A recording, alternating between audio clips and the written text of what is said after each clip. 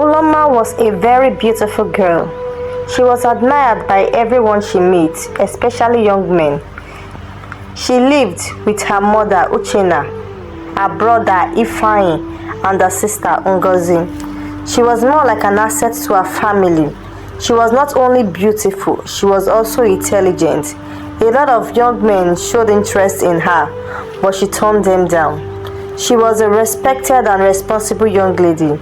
Ifeanyi, her elder brother, was so protective of Uloma and her sister Ngozi. Uloma at this time was in a serious relationship with a young man named Obinna. She loved Obinna and never doubted his love for her. She was an understanding girlfriend to Obinna and was ready to do anything to make Obinna happy. But on the other hand, Obinna was just taking advantage of Uloma. He never really loved her. Obinna was an unfaithful man. He never stayed with one woman. All this time, he was cheating on Uloma. But due to the trust and the love she had for him, she was blinded to see who he truly was. Obinna deceived Uloma. He promised her marriage, knowing fully well that he has no intention of marrying her. Uloma's mother, watching the way Uloma was taking her relationship too seriously with Obinna, she warned Uloma and told her she has been told a lot of things about Obinna from her friends in the market. Please stay away from him. He is a problem waiting to explode. But Uloma would not listen. One day, Obinna and Uloma were together at Obinna's house. Uloma felt very uncomfortable, as if she was falling sick. She immediately ran to the bathroom and started vomiting. Obinna asked her, "What is wrong with you?" Uloma replied, "I think I am pregnant. My period have delayed for about 2 weeks now." Obinna became angry and asked Uloma, "How did it happen? Why would you allow yourself to get pregnant?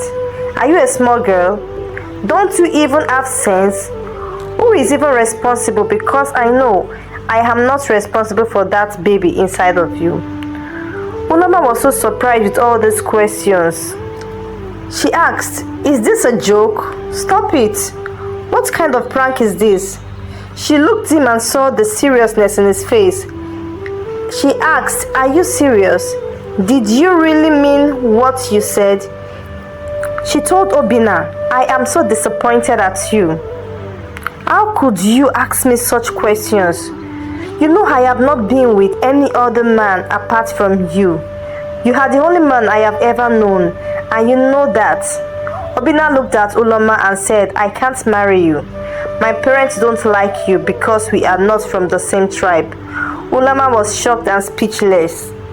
She said this amidst tears. "You knew that your parents don't like me, but you never told me. You knew we were not from the same tribe, but you told me it does not matter. You never had the intentions to marry me, but you decided to go on with me, waste my time, and you used me. You deceived me. How heartless can you be? You made me chase all potential suitors away. What did I do to get this much wickedness from you?" Obinna told Uloma, "Get rid of that baby, because I'm not ready to be a father. I need you to get out of my house right now and never come back again." Obinna pushed Uloma out of his apartment. Uloma stood outside, looking dumb. She asked herself, "What just happened? Am I dreaming? Did he just push me out of his house?" At this point, she realized that Obinna just broke up with her in the worst way. She was broken and shattered. Her world was falling apart. She let out a loud scream and started crying. Uloma was heartbroken. She cried and cried on her way back home till she got home. Ngozi saw Uloma crying as she entered the house. She asked Uloma, "What happened? Why are you crying?" Uloma could not put herself together. Ngozi told her to calm down and speak so that she can understand what she is saying. Uloma told Ngozi everything that happened between her and Obinna. Ngozi was so angry and furious about Obinna. She asked Uloma what did she want to do about the pregnancy. Uloma told her she was going to get rid of it. She can't put her family to shame. She can't stand the shame of being a single mother, especially when the man responsible for her pregnancy denies it. Ngozi told her to think it through before doing it so that she would not regret her decision. Uloma kept the pregnancy away from her mother and her brother. Only Ngozi knew about it. Ngozi advised her to tell her mother so that they can help her out. But she said no. She warned Ngozi that no one must know about it. The next day, Ngozi and Uloma went to a local doctor so as to get rid of the pregnancy. Not knowing or investigating how good he was, Uloma decided to allow him do the job. She laid on the bed, and as he worked on her, Ngozi kept calling Uloma's name as the local doctor worked on her. And Uloma kept responding. At a point, Uloma stopped responding and lied lifeless on the bed. As soon as Ngozi noticed that Uloma was no more responding to her, she ran out of the room and went home to call her mother and her brother. They both rushed down to pick Uloma and rushed her to the hospital. She was immediately taken in for an emergency surgery. Due to the complications she had while being operated by the local doctor, she lost the pregnancy and became paralyzed and was confined to a wheelchair all her life. When her mother was told about the incident, she almost fainted. She cried her eyes out. Uloma was still unconscious. She was yet to know her fate. Uloma's mom ran out of the hospital in tears and went straight to Obina's house. She met his absence. She waited for him to get home. She was ready to wait forever to tell him the damage he has caused her beautiful daughter and how her life can no longer be the same again. Hours later, Obina drove into his compound and Uloma's mom walked in as he drove inside. She immediately called his attention towards her. He asked her, "What are you doing here and how did you get into my house?" Before he was done talking, a lady came out of the car and was asking him, Baby, what is the problem?" Uloma's mother was shocked. She said, "After destroying my daughter's life, you have now moved on to another woman. Because of you, my daughter is lying unconscious in the hospital, paralyzed. She gave you her heart and loved you, even though I, her mother, tried to stop her. But she refused and said you were different from other men, that you cannot hurt her. She so much trusted you. She was ready to fight anybody because of you. But right now, she is lying unconscious on the hospital bed, and you are here with another woman. God will judge you. You shattered my daughter's life. Because of you, she will never be able to walk again. You are so heartless. You took her life away from her, and it does not take you long to get another woman." Obina interrupted her and told her, "Get out of my house, old woman." He told the security man to bundle her out of the house. Before she left, Uloma's mother laid a curse on Obina. She said, "My daughter would be the only woman to bear children for you. No other woman would be able to carry your child." After saying this, she walked away and went back to the hospital. Uloma finally woke up from the coma after 3 days. She was surprised to find herself at the hospital. As she tried to get up, she realized that she could not feel her legs. She tried moving her legs, but she found it impossible. Uchenna, her mother, came in and saw her trying to get up from the bed, but she could not. Uchenna cried, watching her daughter struggling out from the bed. She felt pain and pity for her daughter. "You see your life? I warned you, but you wouldn't listen. See what he has reduced you to." Uchenna cried as she said these things. Ifeanyi came in and immediately assisted Uloma. Ifeanyi broke the news to Uloma that you are now paralyzed and confined to a wheelchair due to the complication you had with the local doctor. Uloma was devastated. Her life was shattered. All her dreams and hope for life has been destroyed. She felt hopeless and helpless. She cried a lot and regretted all the decisions she made. She wished she had listened to her mother's warning. She would have not been at this point of her life.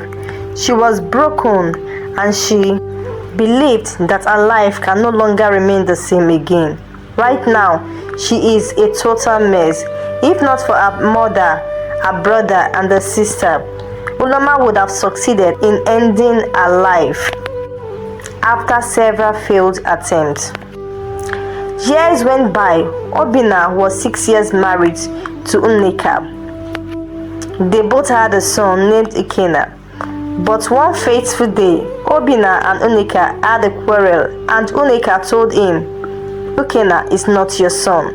She told Obinna, you are not man enough to father a child. Due to this revelation, Obinna decided to run a DNA test on Ikena. Weeks later, he found out that Ikena was not his son. He decided to confront Unika. When he got home, he met Unika with another man making out in his living room. There and then, he drove her out of his house. Obinna decided to seek solution to his problems. Why he has been unable to have kids. Everywhere he went to, he was told he was cursed.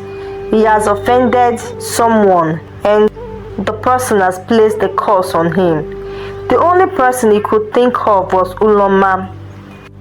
He has really wronged Uloma. He decided to look for her. He went to where she lived and find out they no longer live there and another occupants are now living there. He asked to know where they live now. No one knows where they lived. He went back disappointed. One fateful day, he went out in search of Uloma. He lost focus while driving and hit a young man. He came down from his car, carried the injured man to the hospital. Trying to get the nurse's attention, he followed one of the nurses to the female ward. Just as he was about to call the nurse, he saw her adjusting the drip of a woman lying on the bed. As he looked at the woman, he found out it was Uloma.